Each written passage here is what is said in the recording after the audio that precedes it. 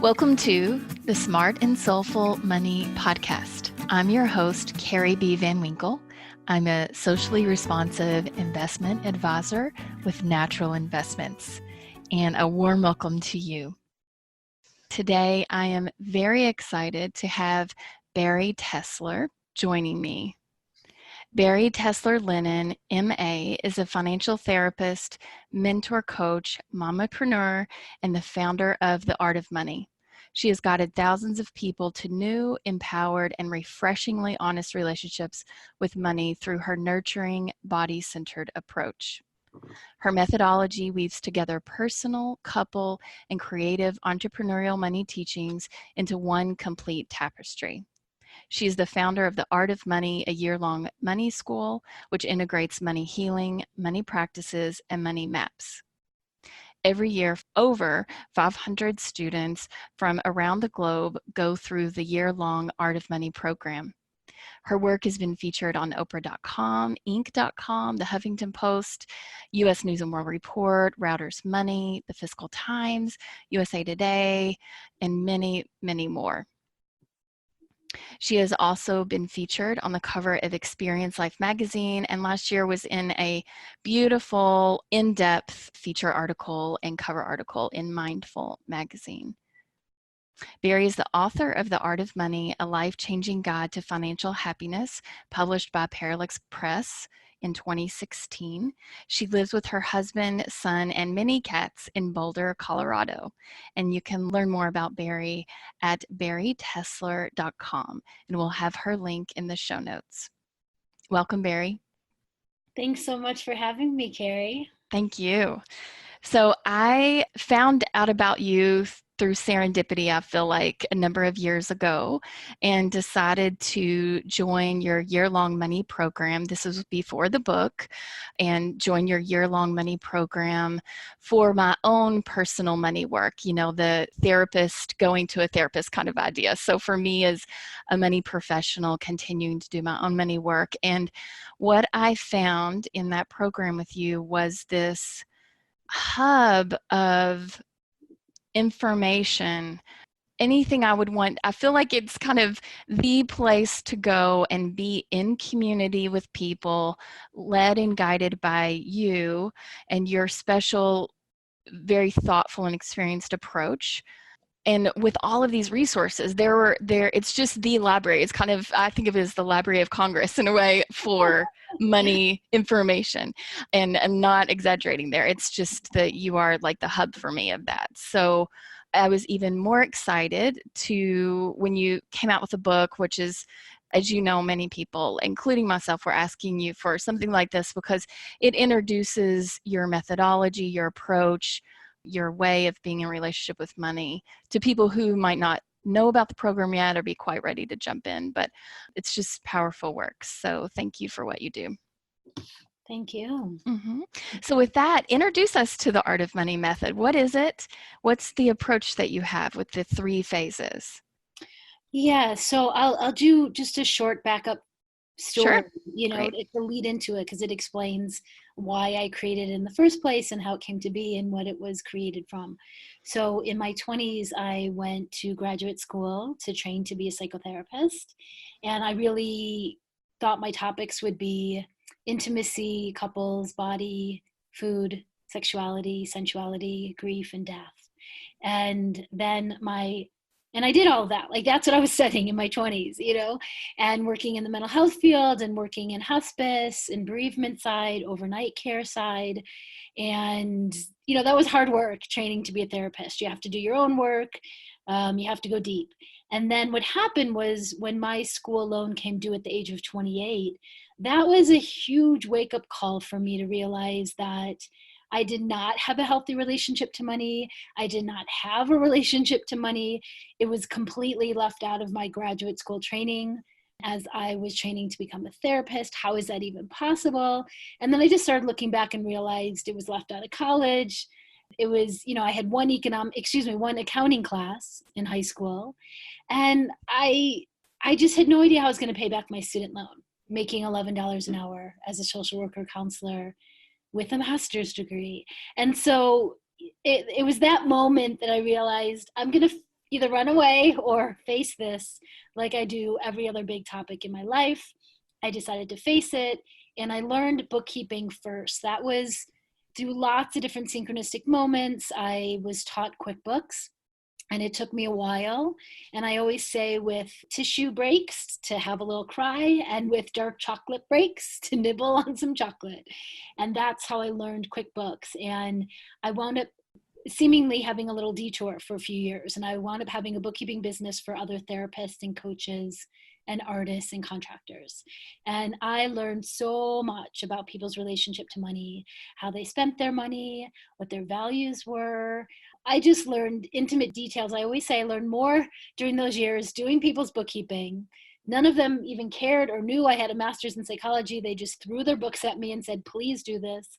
Please take this over. And I learned so much, I think, more than if I was doing private therapy sessions. Who knows? But for me, the ages of 28 to 32 were when I was running that bookkeeping business, learning so much about the language of money, bookkeeping systems, money management.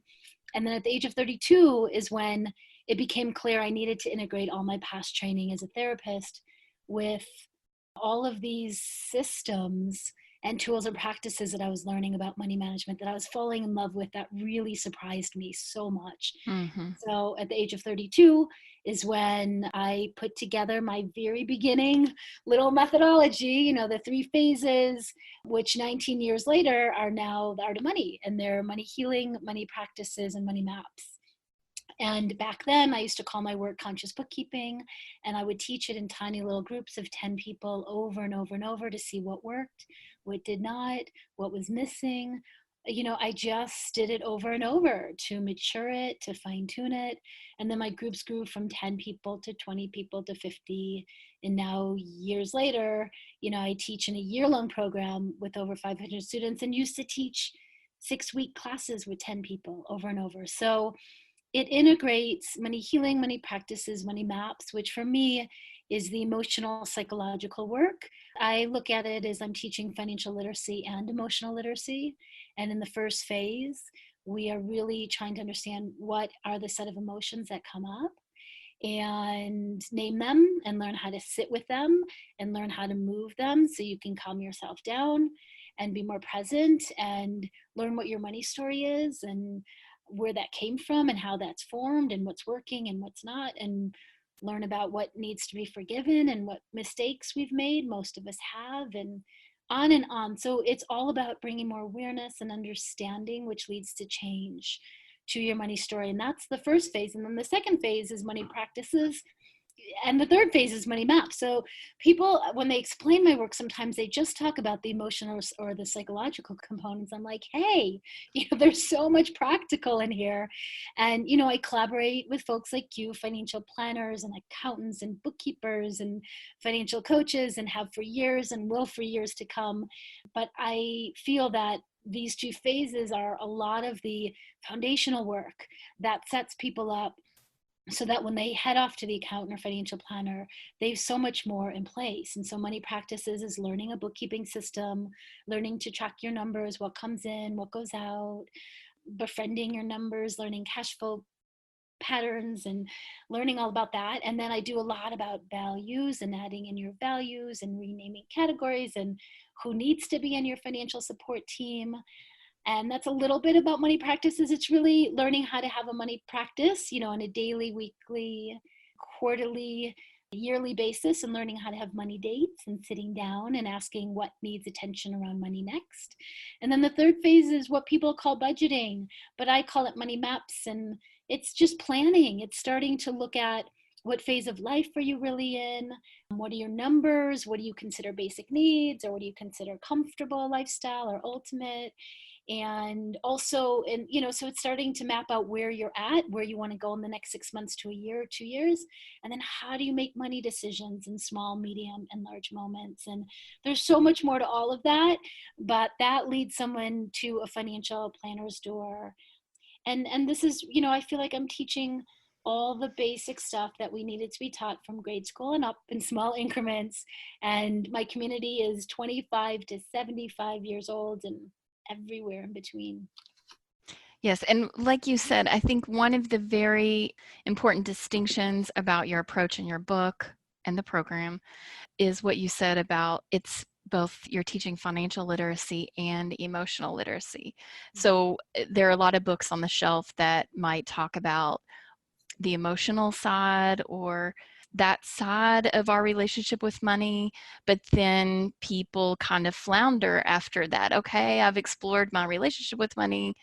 Now what do I do? My money life still is a mess, and you bring this practical side as well, which is like you said, I totally agree. It's the foundational information that people need that we didn't get. I think kids even now are not yet getting it in school in the way that they need to. So most of us never got that when we were younger. So it's that powerful connection of the two in a very thoughtful unfolding, of the three phases. I'll just say one more thing about that. I mean, going from being a therapist to running a bookkeeping business to my husband came up with the term financial therapist in 2001. So he looked at what I was doing and he said, "Oh, you're a financial therapist." And he's always been a brilliant namer, always. He came up with the art of money. So he came up with that. And, the only way I was going to do any money work or look at this area of life was to bring all of the tools and practices that I was doing in my life and that I had learned in my graduate school program, because I went to a school called Naropa University, and it integrates Eastern and Western teachings and philosophy. And so if I was going to create a money methodology, it had to integrate all of that as well. And it had to be deeply meaningful for me, and it had to be creative and even playful. And so that's why when I was creating the methodology, I was looking at how many different ways from all different angles can I make this more meaningful, more creative and playful, while we're learning all these things that, as we both have said, we're not taught, as we were growing up. So for me, having compassion around your relationship to money, essential. Being gentle around your relationship to money, essential. And there was just so much traditional money books out there that were so much about tough love. And there's one way to do it, and there's a right way to do it. And I was like, no, there's a lot of basic things we all need to learn about paying down debt and in the basics of investing. And, and we all need a financial team for that too. But a lot of those books were saying that, but it was so rigid to me, and it left out so much of the compassion and gentleness, and that this is emotional for so many of us. And so let's learn how to work with our emotions too, because that was such a missing piece growing up as well. Yes, because and otherwise you may actually engage with a financial professional, let's say an accountant, and you may show up in their office. You may bring some paperwork or information that they need, but then you shut down. Mm-hmm. And you're not quite sure why, you're not sure what to do about it, So you really help people bring the information, and you help them bring their whole self in a way that helps them engage in the way they want to engage with that professional and just with their money life as a whole. Yeah. And Yeah. learn the tools of, so when they're in the office and they're shutting down, what does that look like? What does that feel like? Are they going Yes. into shame? Are they getting angry? Are they getting sad? Are they getting anxious? Are they, what's really going on there? And this is all normal terrain for me in life and in money. And so when someone can start to understand what are the emotions that are coming up, this is normal, just start to name it, sit with it, that all can shift it. And so we just don't go into shame and check out and then feel stupid, and then leave the office not knowing what questions to ask, or that we don't know a lot of this, which is most of us. So if we can learn the tools, my favorite tool, I'll mention it now and then we can move on, is the body check-in. And this comes right from my somatic psychology training. And it simply means just stopping and pausing when you're going to go online and look at your numbers, when you're going to go have a money conversation with your spouse, when you're going to go have a meeting with a financial planner. So checking in with yourself before, during, and after. And it's asking yourself to just see what's going on a physical level, sensation level, what are the emotions that are coming up. And this all helps you just stop and pause. It all helps you start to bring more awareness so that you're just not overwhelmed with the emotion. You can start to name it and work with it a little bit more. Eventually, not at the beginning, you can learn how to calm yourself down. in those moments. And you can just stop and pause in the middle of a financial planner meeting and realize, yeah, there's a lot you don't know, and you don't know all the right questions to ask, but you have a few questions now, and you can stay more connected with the present moment and your body, and not completely check out, or have to leave the meeting. Or so you're learning tools of how to be with the emotions that come up, sit with them, name them, work with them. And that makes such a difference when we're interacting with money, when we're having these conversations, when we're in these meetings, and so on. In your program, you go much more into depth with the body check-in. You lead the group through that to get to know it better. Is there something outside of the program, a resource for learning more about how to do a body check-in outside of the program? Well, I have so much about the body check-in on my blog. Okay. If you just do, Google Bari Tessler and body check-in, there's articles on it. There's a little recording of a 10-minute body check-in that I take people through. And I shifted some things this year in the program, where we start with the emotional literacy first. We don't even mention anything else. It's the very beginning is all about learning how to do a body check-in and learning to start to name the emotions or set of emotions that come up for you in all of these different money interactions. And I start with giving people those tools to practice over and over and over. No one gets this perfect. There's no right way. There's no once you figure this out, you don't have to do a body check-in anymore. Once you figure this out, you're never going to have emotions anymore. That's not true. We're going to have emotions come up. They can get smaller. They can diminish. We can catch them quicker. We can learn how to work with them. But it's not like we're going to go away. They're going to go away. We're at least the people that I work with, we're going to have emotions. It's okay. It's really, really okay. So there's so much about the body check-in all over my website and my podcast, and deeper stuff in the programs and interviews about somatic tools, body-centered tools. Great. So one of the other somatic tools that you teach is titration, which I had never heard of before I learned it from you. And it's one of my other, in addition to the body check-in, it's one of my other favorites that you teach. Can you tell us about titration and how that applies in our work, in our relationship work with money? Sure. So this concept from a somatic perspective comes from Peter Levine's work. He's the creator of somatic experiencing. When I was in graduate school 25 years ago, I think I read one of his books, maybe two. His work has grown and expanded so much, and he's trained so many practitioners and therapists in his work. So it comes from, I think it's also a science term, but as far as what it is in somatic language, titration means to take things in small bite-sized chunks, or bite-sized bites, so it's knowing that we have to engage in this work in small steps and baby steps, that there's a lot to learn. And so we can look at the whole mountain and go, oh my God, there's so much to learn about bookkeeping and debt and investments and on and on and on. And there is, but the only way we're going to learn anything is by taking it in small baby steps. And so this money work can be, you have a money date for 15 minutes. You can even set a timer and just say, what's one thing that I can do in this moment? What is one thing that my money needs right now? Would it be helpful to go and look at my numbers or balances online? Would it be helpful to reach out to a bookkeeping trainer and make that appointment? Or would it be helpful, I'll go explore some different bookkeeping systems like Mint or YNAB for 15 minutes, and then I'll pause, and then I'll go, I don't know, hang out with my cats, or, go for a walk or go drink some water, eat some food.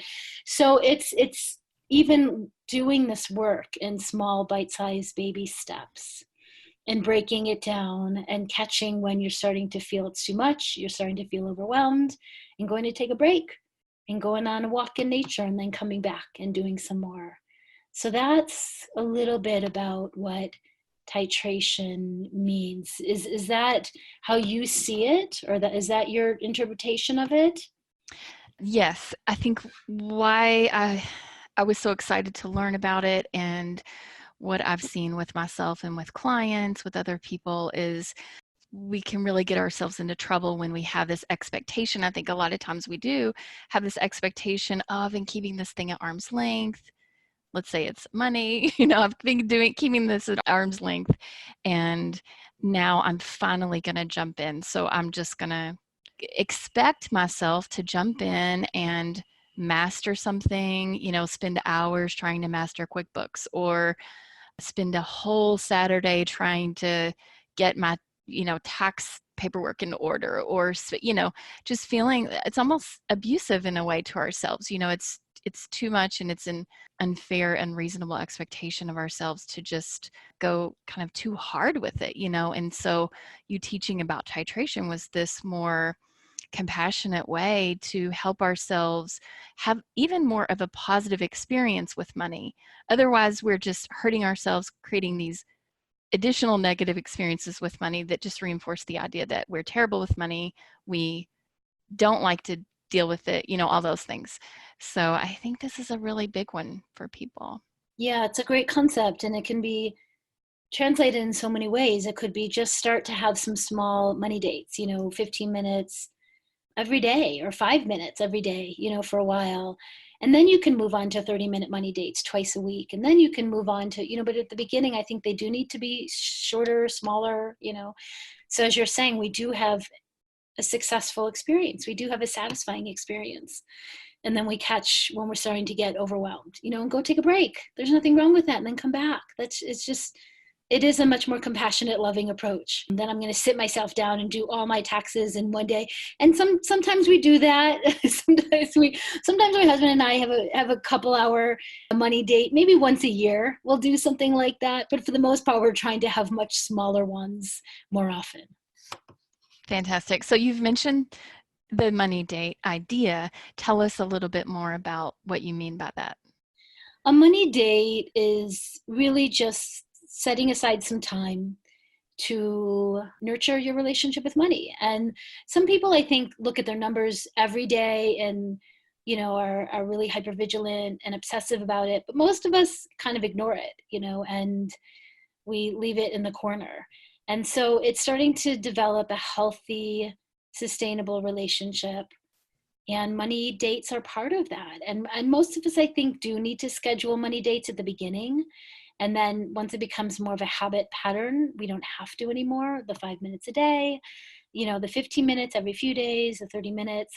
And for me, a money date for years, this is how I would do it. I would sit down at my desk, clear off my area, light my candles, play my music, whatever I was in the mood for, always have my dark chocolate, sometimes get out my essential oils, always lavender, and so on. It's so important to me to set up this space. And, some people aren't going to need that, but it could just be playing music that you like and having your tea. It can make a difference. And then you sit down, and the first question is really just what needs my attention around money today? You can start there. And then you can start moving into longer goals or larger goals. But at the beginning, it's just starting to give yourself some space and time to say, this area of my life needs attention and care, like a garden. I'm always referencing a life garden. This is one of them. And so how can you create a practice every day for a few minutes, or twice a week, once a week? And I call it a money practice. And it's just sitting down and having money dates. And these can be done alone with yourself. They can be done with your spouse. They can be done with a business partner. They can be done, sometimes we do it as a little family with our son, who's now 11. And we'll sit down and have a little money date with him, a little money meeting.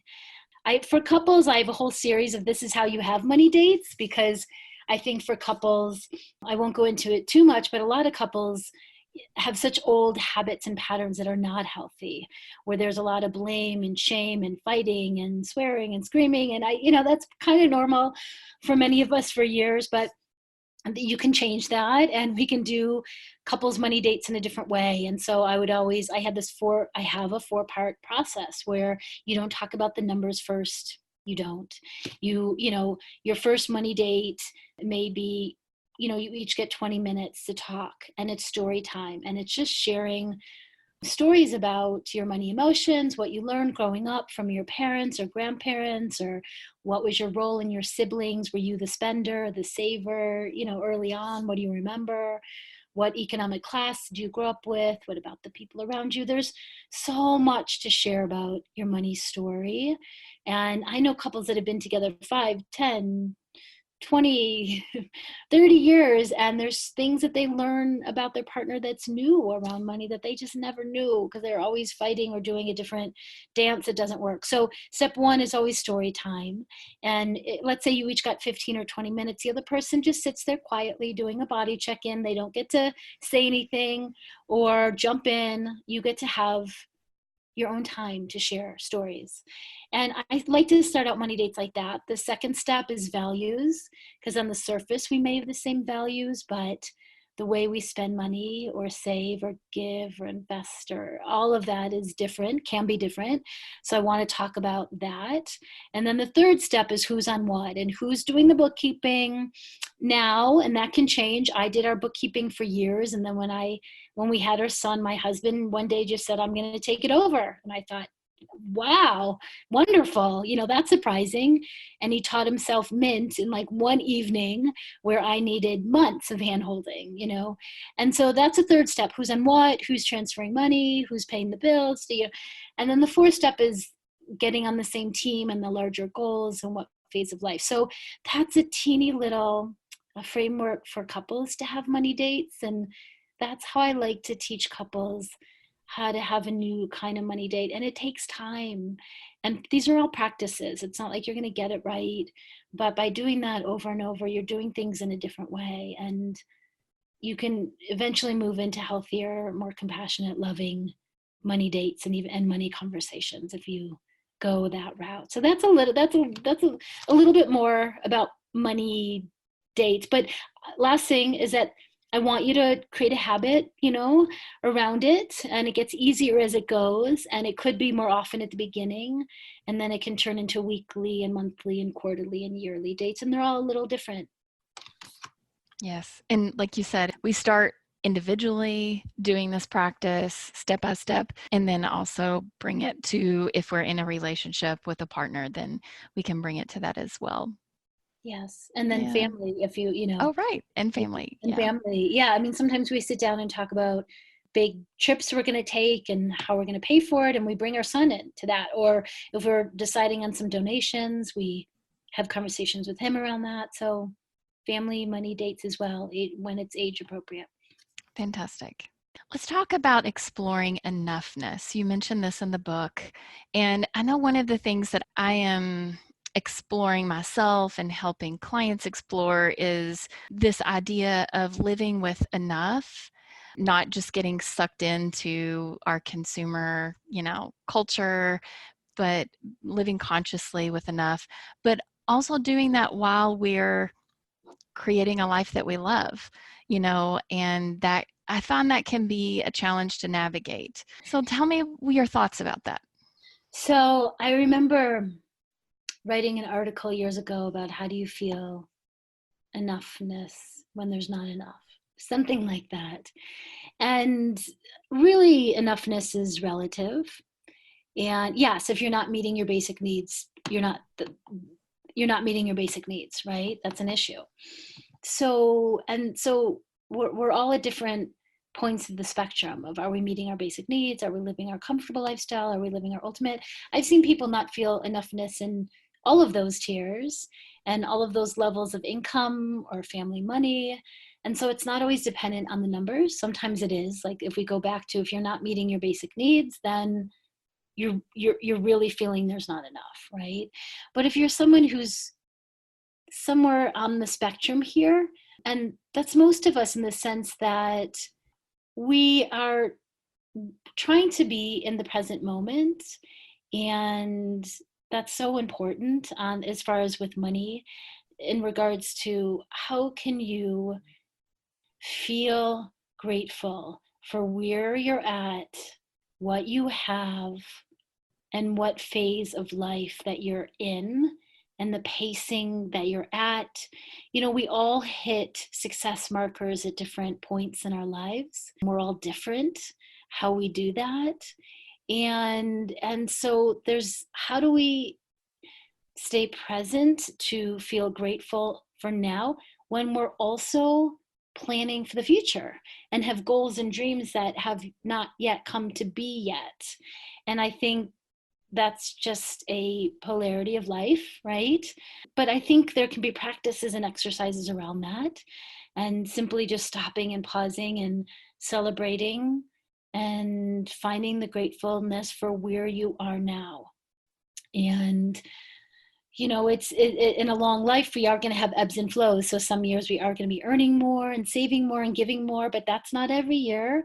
Some years we're going to just be trying to live within our means if we can. Some years we're in a huge transition, health crisis, or a death happens, or another curveball, money or life happens. That's all real. We can never plan so much that life doesn't happen, or life's curveballs doesn't happen, right? Or there's going to be the beauty and the pain in a long life. So this came up in the Art of Money recently, just the concept of how do we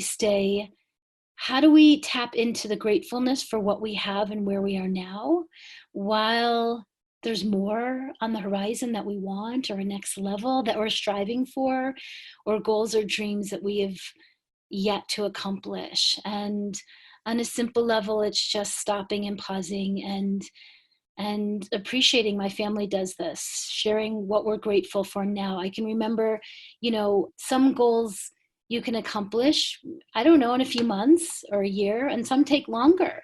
For us, buying a home, we were happily renting for so many years, and then things changed and we weren't anymore, and we finally realized we want to buy a home. And it took us a couple of years. And so we were always sitting in the, how do we appreciate now?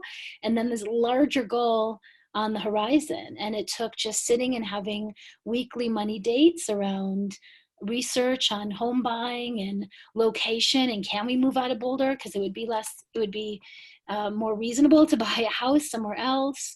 We just had money dates in these conversations over and over and over, and kept doing the research. And then after a few years, there was a synchronistic moment with a business coach I was working with. And one day she just sent me a link to a house and said, this just fell through. The offer just fell through. It's just going on the market again. I think it's your house. We never would have found it otherwise. And we literally went over there, and within 36 hours, I had a mortgage. And, if you're entrepreneurs, you have 2 years of your taxes and filings checked out. You need to have more savings. You have to have a certain credit score. You need to have more in place if you're an entrepreneur. And that all happened within 36 hours. But it was a lot of hard work. It was a lot of research. It was a lot of staying on it. And then the magic happened. And so I think it's just, that's why I love the money mapping work, because it's good to list out, how do you define basic needs?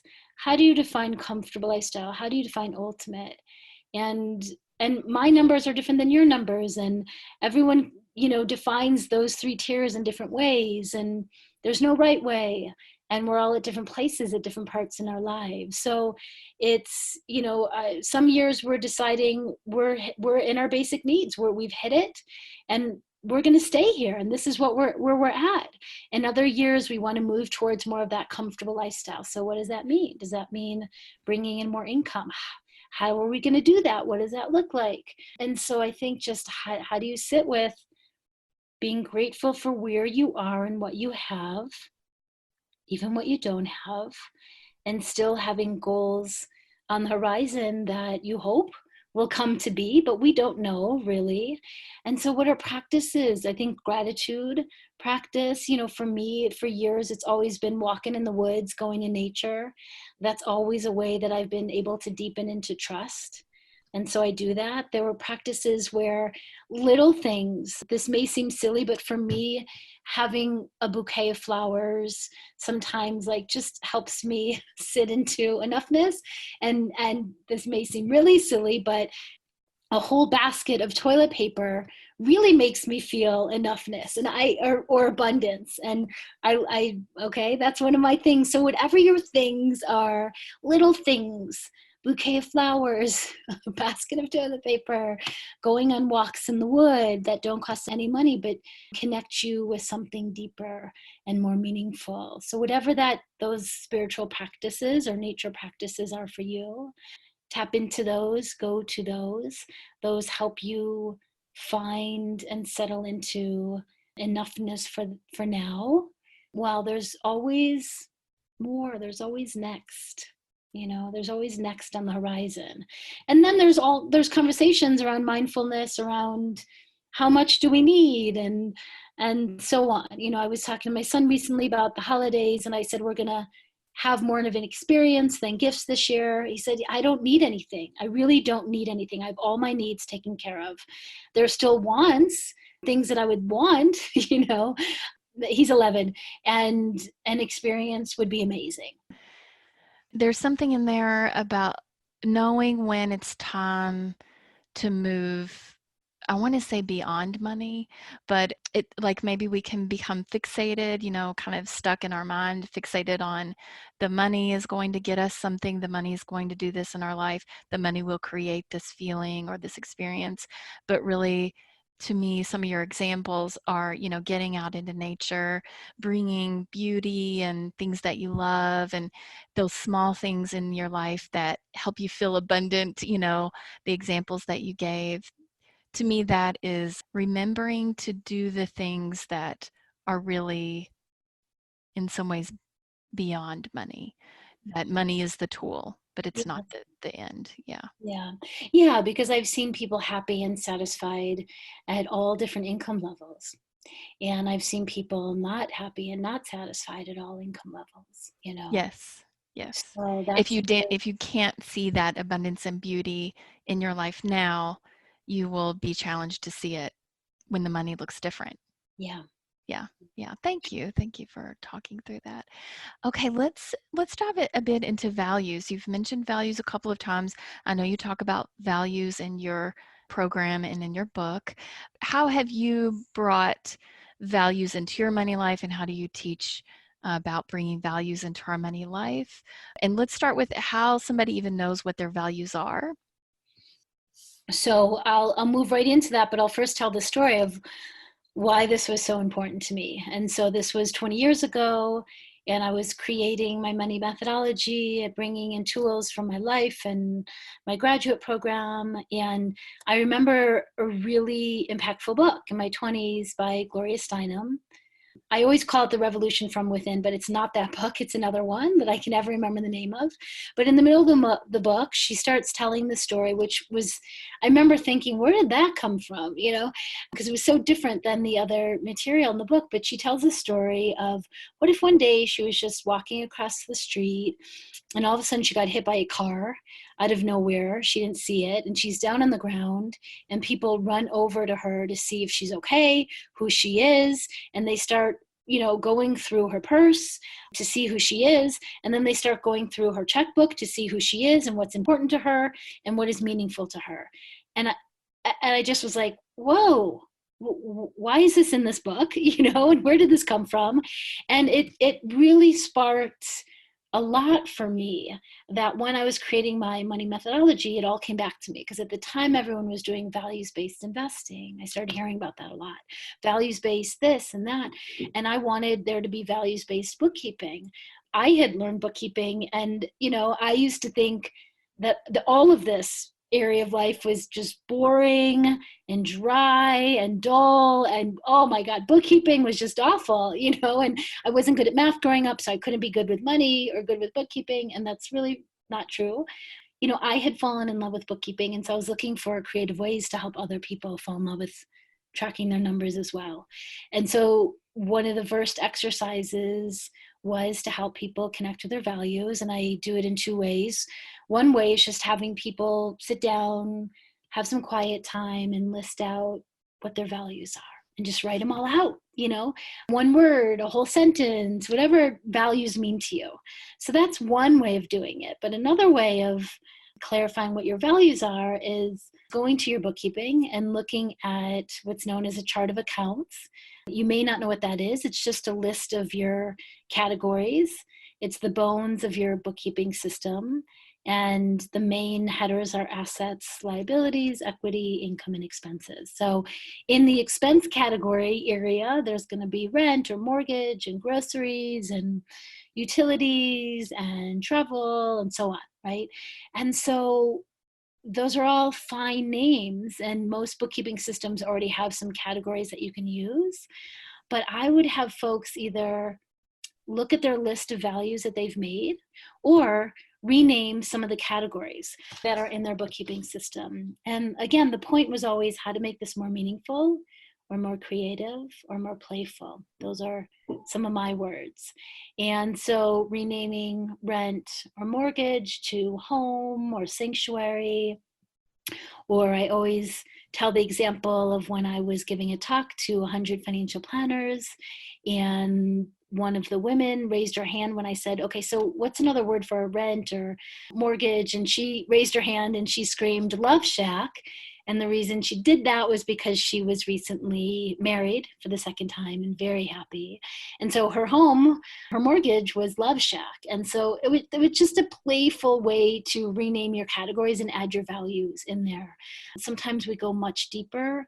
Someone might have a debt, and instead of it just being known as that damn debt that I'm not dealing with or not even looking at or coming up with a repayment plan, I've sat with so many people around this and said, what was really going on during that time? And I've heard everything from, it was a whole journey to Italy that changed the course of my life in a positive way. And once we just named that, the shame dissolved. And she sat down and looked at the number for the first time and came up with a monthly payment plan that would work over 2 years. And she did that, and it changed everything just from renaming it. I worked with an accountant once who, he was an older gentleman and thought the renaming was kind of silly at first. And then he looked at one of his debts that was a medical debt, and it was all for his wife who had cancer and had survived cancer, and they had more time together. It's always unknown, right? But so he sat with that, and we named that debt to honor that his wife is alive and a survivor and made it through, and they have more time together. And I don't remember the exact wording, but he just said he couldn't believe that little renaming to honor what was really going on with that medical debt, how much that changed his experience and feelings and relationship to it. So there's so many different ways to rename, but really it's all about getting your values in there so you can start to see more. Are you spending your money in alignment with your values? Are you earning in alignment with your values? Are you investing it and saving it and so on? So it's just one little exercise, but for some people it's really fun and helps them be way more engaged in the actual bookkeeping. So there's lots of different exercises, whether you just sit down and write a list of your values, and or you rename your bookkeeping categories. And I think that values and priorities are changing, every year, maybe even every 6 months. So it's a wonderful exercise to sit down and reevaluate. What are your values now? What are your priorities? We can't do everything in life at all the time. There are time limits, health limits, that's all real. So where are we at? And then we bring the values into our money maps as well, whether it's from the renamed categories, how it helps you start to map out what phase of life are you in, where you want to go, and so on. Fantastic. We could spend a lot more time with the money maps piece because that's really where you help people envision what they want and then bring intention to actually moving towards that, rather than a lot of times in our money life, we're just reactive. We just spend money in the day-to-day, maybe on things that are not most important to us, at the sacrifice of some of these things that are really a part of that vision. Yeah, great. I would say you talk about this idea in a way, but I've not heard you say it specifically as intuition. But I'm curious what you think about intuition and how it plays a role in our money life. I love this question. I don't know if I've ever clarified it before. Let's see what's a few things. One is to go back to a few things we've already said, is that so much of the traditional money books, while having solid financial information in them, they're teaching you there's a certain way how to do money, and a right way and an only way. And I don't believe that, and I don't agree with that as a philosophy.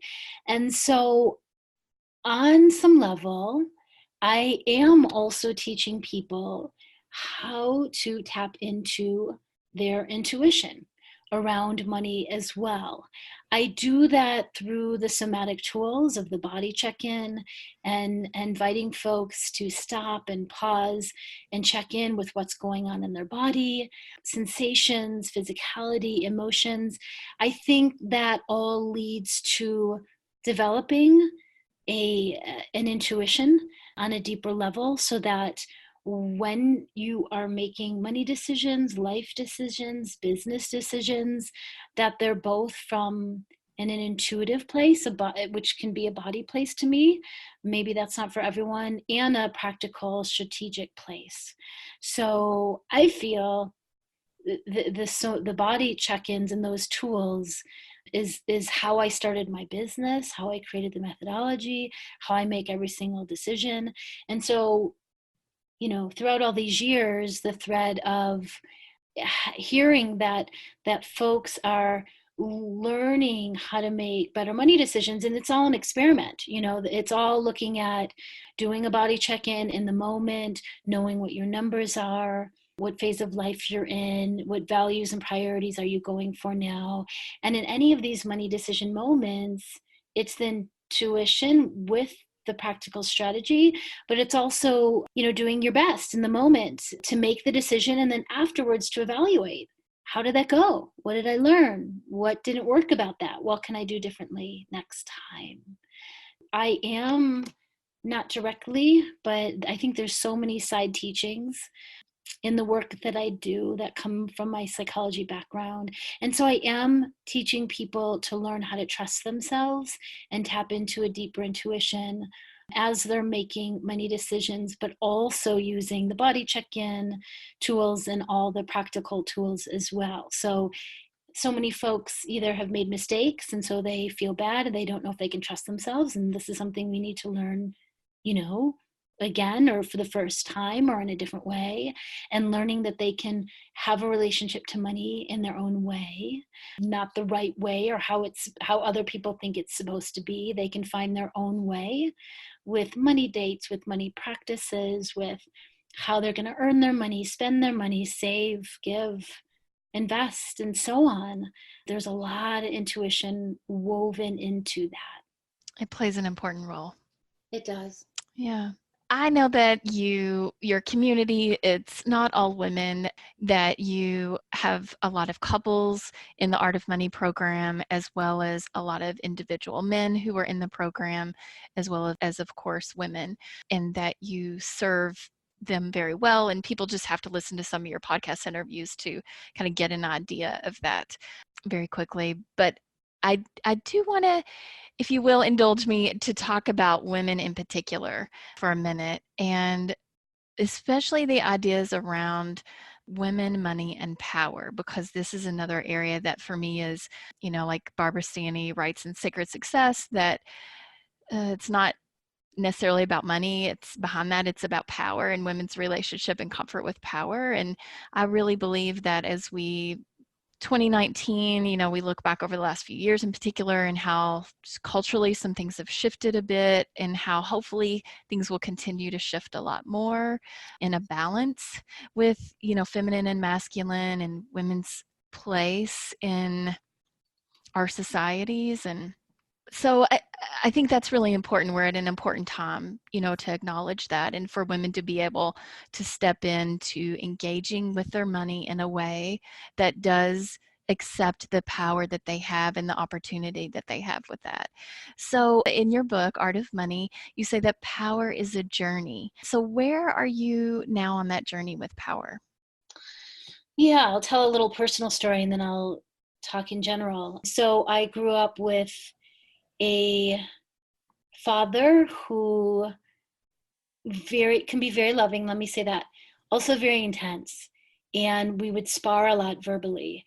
And there was a lot of power plays that he was working with, power dynamics, let's say. And he was very generous in some ways with money and a spender, but then also had a lot of conditions that were not directly spoken to. So there was a lot of power dynamics that I felt growing up. And I remember that I so badly wanted to, I didn't even know how badly, make my own money and not be reliant on him. And I grew up in a middle class household. He was an entrepreneur. So I learned a lot about business in some way just from watching it, but I also learned a lot about what I would never do, and or how I wanted to do things differently. So power just, it was when I was writing the book that all of a sudden I talk about so many concepts about being responsible, about value, about it's about money, but it's not really about money. It's about these deeper themes. But power came up, it just kind of hit me over the head that the dynamic was a power over. And that's what I was being taught. It was also masculine, feminine, it was that dynamic of a power over. And I didn't want to be underneath him. And I desperately wanted to make my own money and very consciously chose to not marry a man that was similar to my father. I chose the opposite. I chose a man who was much more of a hippie, was living in the woods in a teepee before I met him. And I kind of brought him back into society and culture. And we have grown together and learned how to make money in ways that feel good to us based on our gifts and skill sets and the work that we want to bring to the world. So we've grown together. So it's a journey in the sense that I grew up with more of a power over dynamic. But then what I did with that is that I have to watch when I'm doing that power over dynamic with my husband, because we kind of had a little bit of a role reversal where for a while we were both making similar amounts of money. Then there was a time I made more than him. And I just noticed myself suddenly feeling I had more of a say about where we can spend our money, which is ridiculous, because I work with so many couples and I'm always trying to support that they have equal say, no matter who is bringing in more of the money. They're each equally contributing, whether it's doing more of the household work, being mom full-time, more than full-time. I'm always trying to say that no one gets to have more say, that we each are equally contributing. But so I just noticed that I had to work with my own patterns and dynamics around that. I was using my earning power sometimes in negative ways in my own household, subtly, but we've, had our money dates over and over and over and have learned how to have conversations around how do we each have equal say about where the money is spent? How do we get to decide that together and choose that together, even if we have different ways of spending? And so we've had so many conversations about that. But yes, I have to work with a lot of couples around this topic. But here's the thing, I mostly work with women. And yes, there are men that come, single men. And yes, half of my couples or a little more are male, female couples. A lot of my couples are women couples. And then most of my community is women. And every once in a while I'll get men in the community going, we wish there was some more men here, doing this work. And why? I think, so I'm swimming in the water of women and money, that's who comes to do work in a methodology that integrates financial literacy and emotional literacy. There are just some men who would either do money work on their own, just work with a financial planner, and not want to deal with the emotions of money at all. Every once in a while I'll get a couple where I'm just saying it's more traditional. I'll give an example. And he wants to, and he is whipping out the spreadsheets over and over and over and over. And she's like, so pissed and shutting down and so scared and sad. Like the spreadsheets don't mean a thing to her. That's not her language. That's not her bookkeeping system. And he comes from a financial background and thinks he knows everything, so should be able to teach his wife about money, And I've had this scenario where man keeps doing that, whipping out the spreadsheets, and the couple's money dates turn into fighting, screaming, swearing, walking away in not a good way. And so, where the woman will say like, hey, let's do this art of money work. And he was more skeptical, because he thought he knew everything, but he wanted to support her. And so he joined the class, and they learned how to have a completely new kind of money date. Story time first. He learned he didn't know a thing about emotions and money, and he had some of his own. She learned she doesn't like spreadsheets, and she wanted to learn her own bookkeeping system. I think it was Mint, or maybe it was Quicken, and learn how to track the numbers in her own way so that she could feel empowered on how to do that. And he learned he didn't know everything, and that another teacher was good to come in. And they just learned how to have a completely new kind of relationship and money relationship. And that's very traditional. It's not always like that, right? So power can just come in and there's a right way. I know how to do money, you don't. I'm the smart one around money, you're not. I went to, accounting school, or I got my MBA. So, or I know how to do a bookkeeping system or spreadsheets, and on and on. And, all people have different styles around money and around money management. And we each need to learn we have a say. We need to each learn to find our own way. And I think we all need to really be watching the power dynamics. And sometimes that comes up when someone had money in the past and doesn't want to share it, or one person is making more money, and we all go through different phases in a long relationship, in a long marriage. Or the woman may have been making money, her own money, and making good money, and then she decided, or they both decided, she was gonna stay home with the kids or the babies, and that really changed her own sense of her value, and she had to find how to claim her value in new ways. It wasn't from earning for a period of time. It was from all different ways, all different ways. And so this is where I just think that conversations and open dialogue through money dates need to happen over and over and over. Who's feeling like they have more power now? How are they using it? How are they wielding it? Is it in a healthy way? Is it not? Who feels sad that they're not providing? How is that showing up? Unspoken things coming out in weird ways because of that. There's just so much to discuss in a relationship, and power dynamics is one of them that can come up in money in all different sorts of healthy and unhealthy ways. And I think, where I'm at in power is that I'm trying to make sure that me and my husband continue to both feel we have say and power in our spending decisions, and that our son does as well. Yeah. Fantastic. So what do you think about this time that we're in now in women's relationship with money and power? You've spoken definitely to that to some degree, but is there anything else, especially within that macro lens, that you'd like to share? Yeah, so the macro is something that I'm much more of a micro, Yes. the individual, the couple, the family, our work in the world, how we contribute that way. And over the years, I've done my best to step out into the macro because it's so important, and it's not my natural way to think. And so I have to really push myself there. Recently, I spoke at an event called Women in the World, an incredible event in New York City at the Lincoln Center. I was on a panel in front of 3,000 people, and we were talking about women and money and how so many things, everything from that I get so many women in midlife for the first time learning about money through a death or divorce. They never have handled it before. They just acquiesced and passed it on to their male partner. I was surprised at the stats on that. I was surprised that millennial women were still doing that, just passing that on to their male partner instead of learning about money, learning the language of money, learning what their numbers are, knowing what the passwords are, what the accounts are.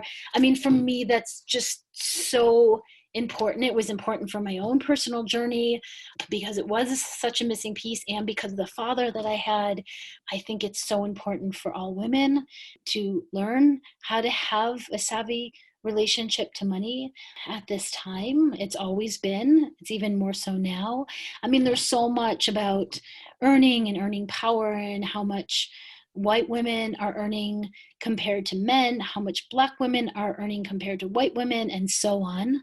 And that all needs to be changed and is changing in certain fields and not in others. so that women are being equally paid. I mean, that is mind-boggling to me. And I know that that's clearly happening in the world and has been, but I'm just someone who never stepped foot in the corporate world. And so wasn't playing in that arena intentionally. I didn't think I would survive, and I thought I would hate it.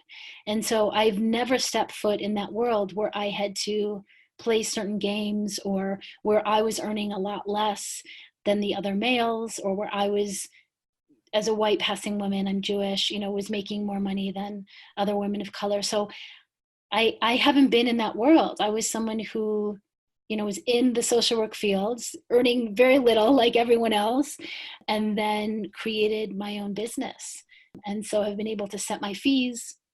And the only time I really had to negotiate fees was in my 2 book deals. Although I am getting on the phone with a company in Singapore this evening, and there may be some negotiation if I choose to be a financial therapist for this campaign. We will see. But so I'm just saying that there's some naivete on my part, because I have never stepped in the corporate world and haven't had to deal with that, and created my own creative entrepreneur business at the age of 32, and have been able to set my fees and go after them and create from there, although I'm fully aware of what's happening in the world and what's changing and what needs to change even more, and all the movements that are taking a stance for equal pay. And I think from my standpoint, women really need to learn all the basics of money management and to know that we could do it. And even if you're bad at math growing up, even if you're a creative person and don't think you can learn any of this, if you can get someone who is a good teacher, who can hold your hand metaphorically and teach you. That's why having a financial support team and getting a bookkeeper and an accountant or a financial planner, not all at the same time, but as you go, adding them to your team, people who you can trust, is so important. And then, yes, learning everything you can on your own by reading my book and other books and other people's blogs and money podcasts and so on. It's so important to learn how to have our own healthy and savvy relationship to money as women. Yes. And the power of understanding where where our very individual relationships with money and power are so important to making change in the macro, in the bigger world, in the bigger systems, moment by moment, conversation by conversation. Like you're saying, tonight you go into this conversation that could involve some negotiation, and the work you've done so far will help you step into that in a way that you feel more confident, more powerful, more able to navigate that. So Yes. you come out on the other side feeling better about the results, and being a woman who's getting more of what she should be getting, financially. And that takes years of practice, right? Yes. So the interview that I'm having tonight reminds me of an interview of a financial therapy position that I came in second when my son was a year old. And I don't think it was right for me actually at the time, but I wanted it, and I gave the best interview I could. But doing the work that I have done, and buying a home and negotiating 2 book contracts, and the work that I do daily with myself and my husband and my son and so on, has led me to this place where I feel so much more confident and able to be able to do that. But it's years of daily practice and weekly practice, as you're saying, and just getting better and better and fine tuning as you go. Yes. So something I want to add to that, you mentioned Gloria Steinem, and one of the stories she told that really has stood out to me is when she got to a certain point in her life. I can't remember if she was turning maybe 50, or I can't remember what that point was, but it was a benchmark point in her life, and she realized, I don't have any money saved for my future. And it was a point in life where she realized she wanted that and needed that. One of her colleagues and supporters helped her write this book proposal, which, forgive me for not remembering which book it was, but it helped her write a book proposal, which was a fantastic book, maybe Revolution from Within. And it got a nice size advanced, which she then was able to put towards her future, having a future nest egg. And I look at another one that just came up recently. I got to see the the film about Toni Morrison.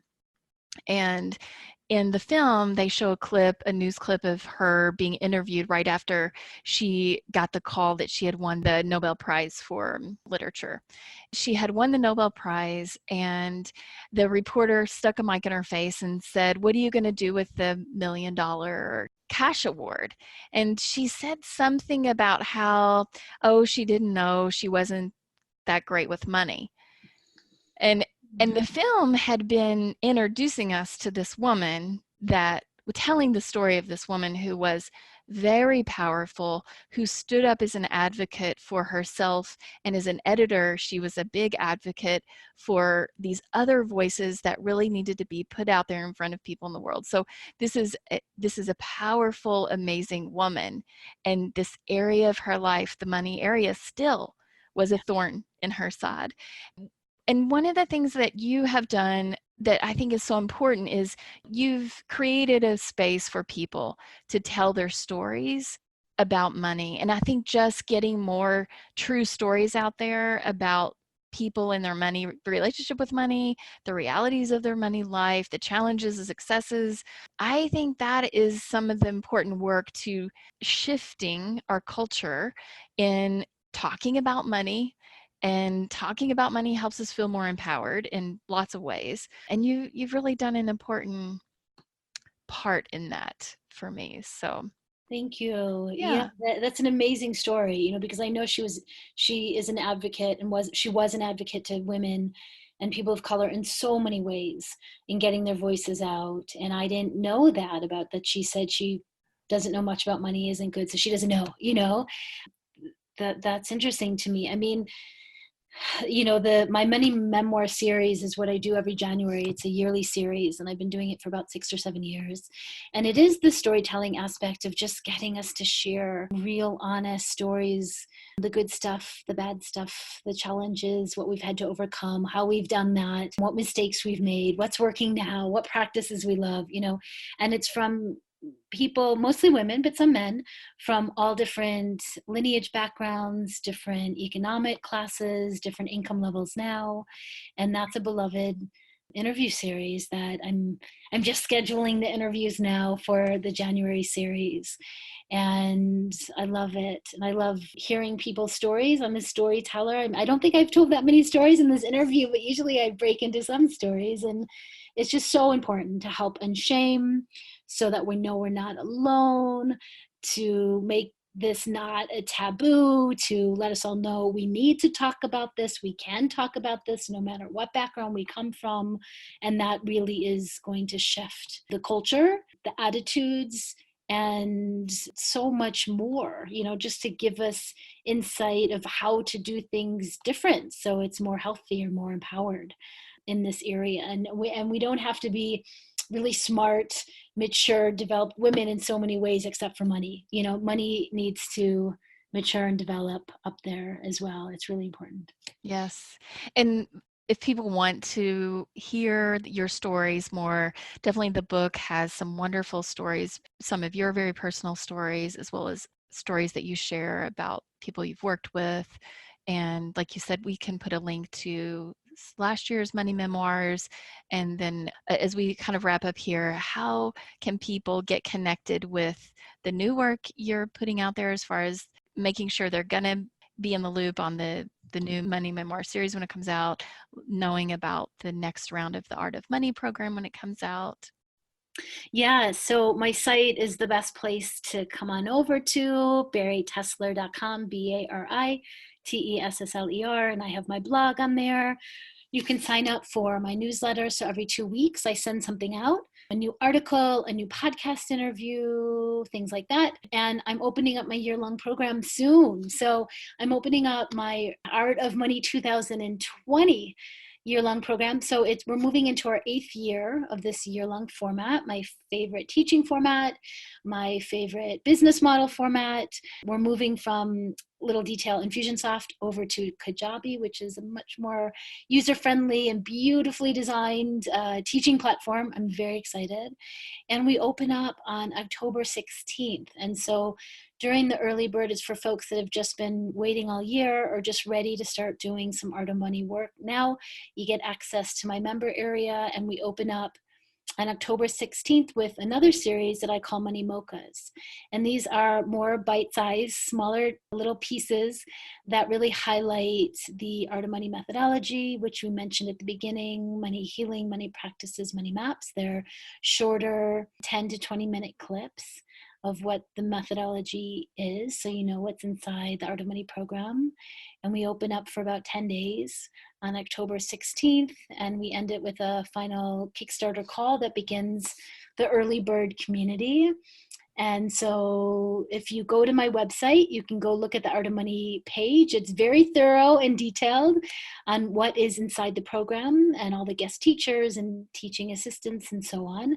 You can get on our early bird notification list. And then you can also, if you just want a little taste of what the Art of Money is, it's called the Pocket Map. And there'll be a pop-up when you go to my website, and we'll say, hey, do you want to join my newsletter list and enjoy my Pocket Map, which is a 7-day little free Art of Money email course. Also on my site, under my work, you can see the Pocket Map and the Art of Money. And then we open it up in January again with the new Money Memoir series. So I'm in the middle of a lot of content creation. Right now it's a full time of the year and working on a second book, but am being with my family a lot. So trying to balance all of that. Well, thank you, Bari, so much for being a guest on the Smart and Soulful Money podcast. And thank you for all the work you do in the world. Thank you.